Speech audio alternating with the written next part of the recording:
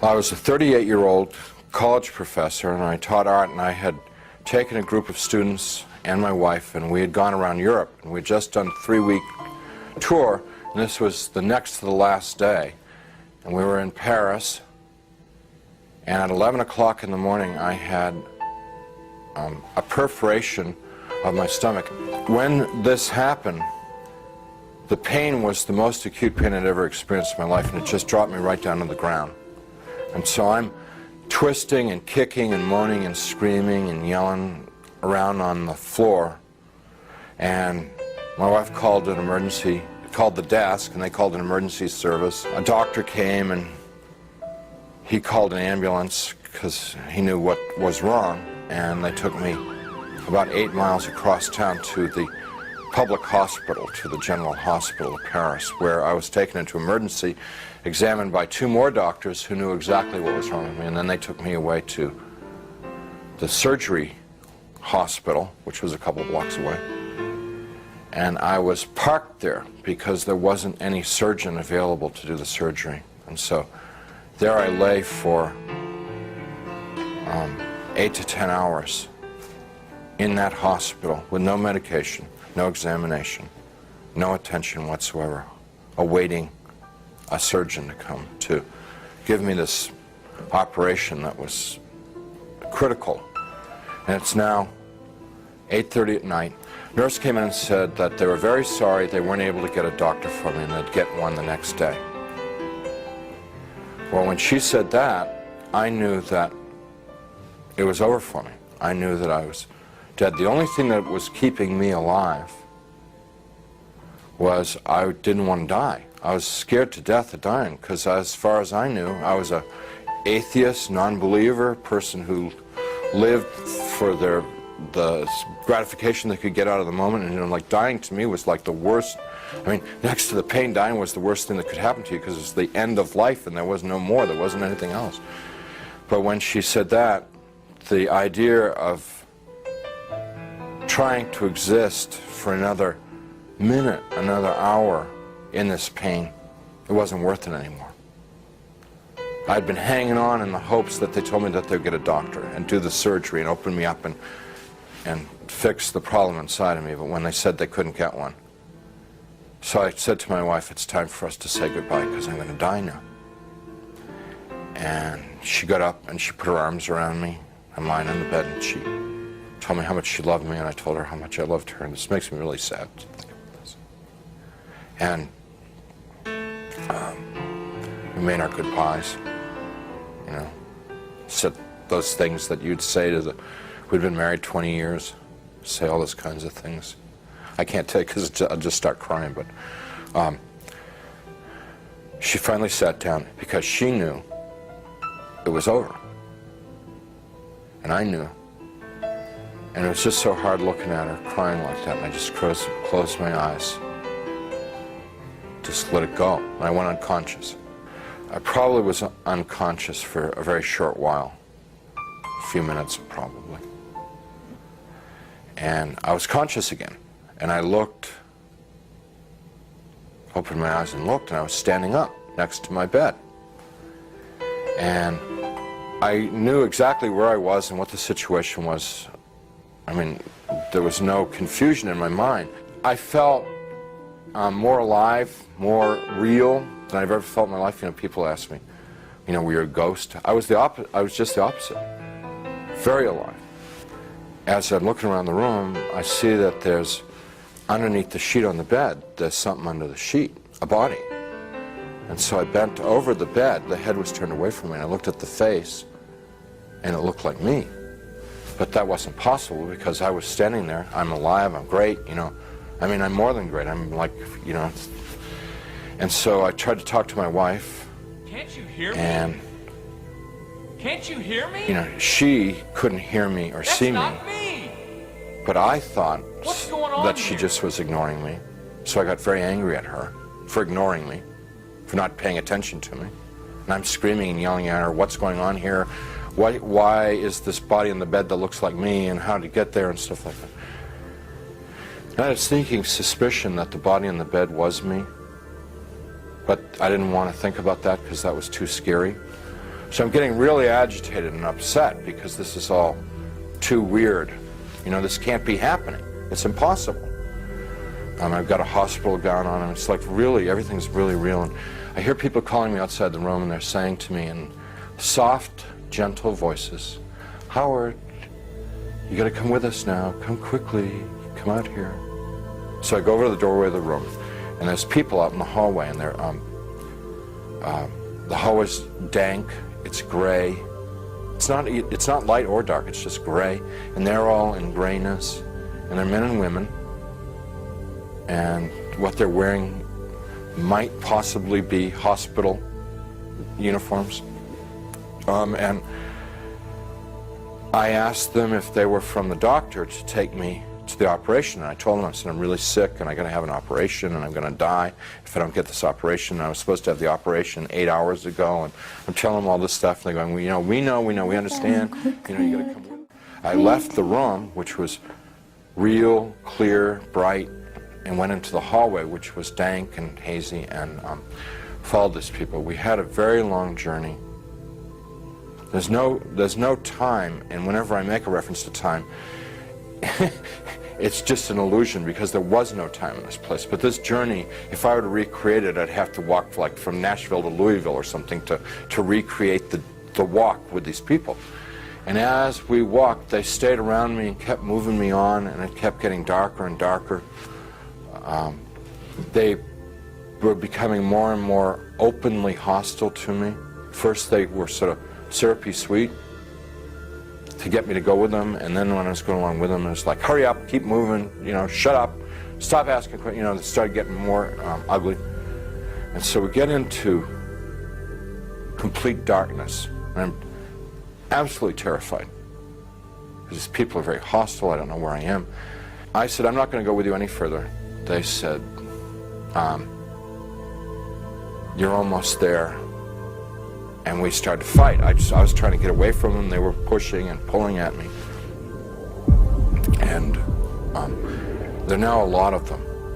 What originally had been like a handful now was, since it was darkness, hundreds or thousands. I have no idea. And they're playing with me.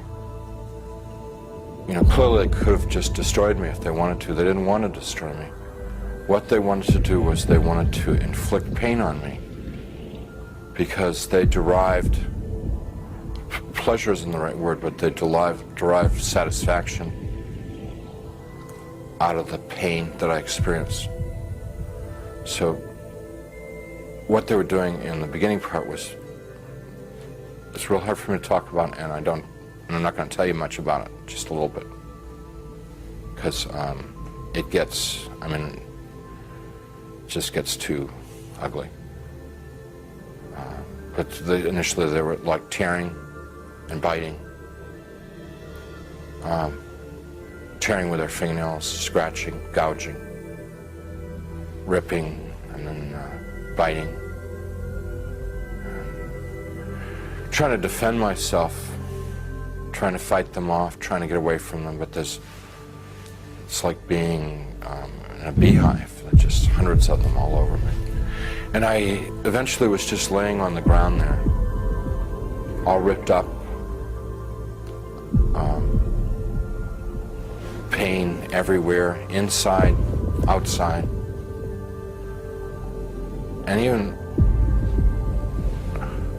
harder to bear than the physical pain was the emotional pain of what had just happened to me.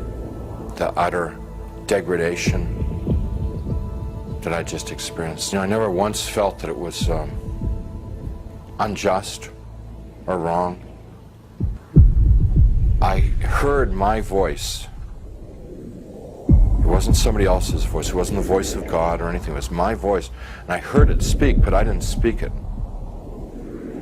So whether it's the voice of my conscience or, I don't know what it was just, but I distinctly heard my voice say, pray to God. And so I thought to myself, I don't believe in God.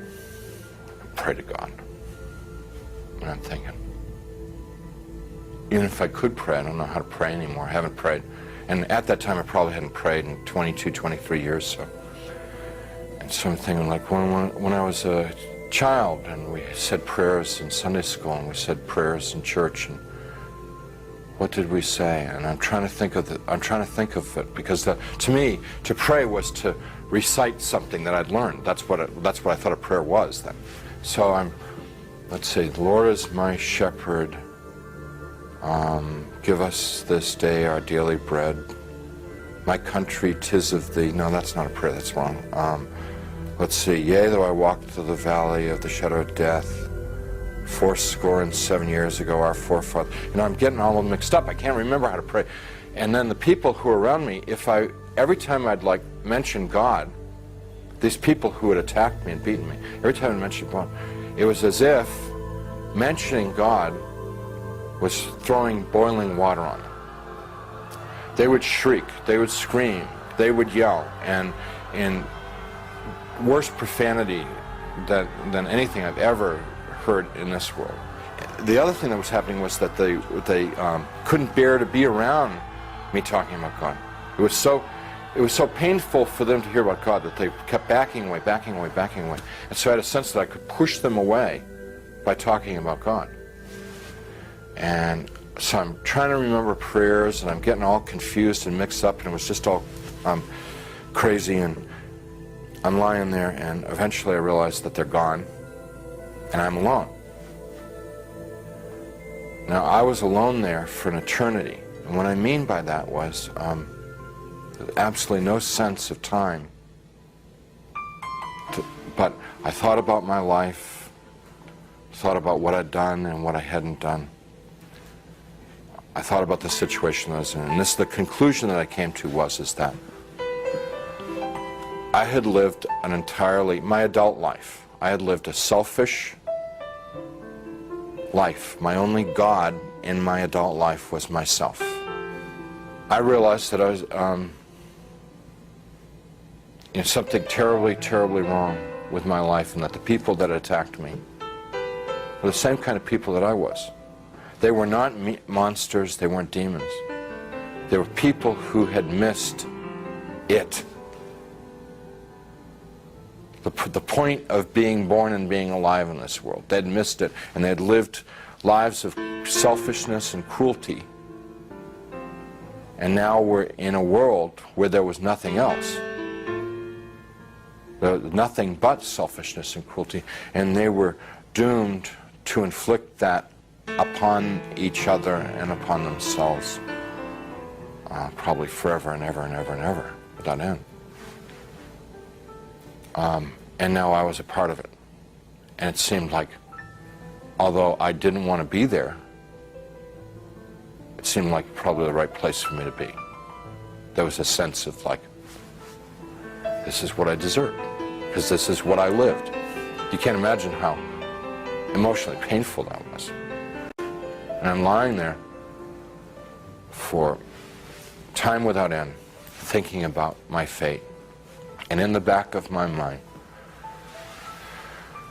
comes up an image of myself as a child, sitting in a Sunday school classroom, singing, "Jesus loves me." I could hear in my mind, "Jesus loves me, la la la. Jesus loves me, la la." And as I recalled myself singing it and I could hear myself as a child singing it. More important than anything else was that I could feel it in my heart that there was a time in my life when I was young and innocent, when I believed in something good, when I believed in something other than myself, when I believed in someone who was all good, all powerful, who really, really cared about me. And I knew that I wanted that back, that which I had lost, that I'd thrown away, that I'd betrayed. I wanted that back. That I didn't know Jesus, but I wanted to know Jesus. I didn't know His love, but I wanted to know His love. I didn't know if He was real, but I wanted Him to be real. It was all just because I trusted that there was a time in my life that I had believed in something, and that I knew I had known once as a child that it was true, and I wanted to trust that it was true. So I called out into the darkness, Jesus, please save me. Please save me. And he came. He came. First there was a tiny little speck of light in the darkness, and it very rapidly got bright. And the light became so bright that if it were in this world, it would have consumed me. It just would have fried me to a crisp. But it wasn't at all hot or dangerous there. The light just came upon me, and he reached down. He was in this light, and he reached down out of this light and gently started to pick me up. And in his light, I could see that I was gore and filth and wounds all over. And I looked like roadkill. And he's gently putting his hands underneath me and very tenderly picking me up. And as he's touching me, everything just goes away. All the wounds, all the pain, all the dirt, it just kind of like evaporated away. And I'm like whole and healed. And inside, just filled with his love, which I wish I could be more articulate about. It's so frustrating not being able to tell people about it, because you know, it's the best thing that ever happened to me in my life. I mean, it's like it's the everything. You know, it's the all of life is to know that love. And you know, I get to it and I just can't describe it. I can't convey it to you. So he's holding me and embracing me, rubbing my back like a father would his son, like a mother would her daughter, just gently rubbing my back. And I'm bawling like a baby, out of happiness. I mean, like the release, you know, having been lost and now been found, having been dead and now brought back to life, you know. And he's carrying me out of there. Up we just go. Out, gone. And we're moving towards a world of light, and I began to have thoughts of tremendous shame that I've been so bad.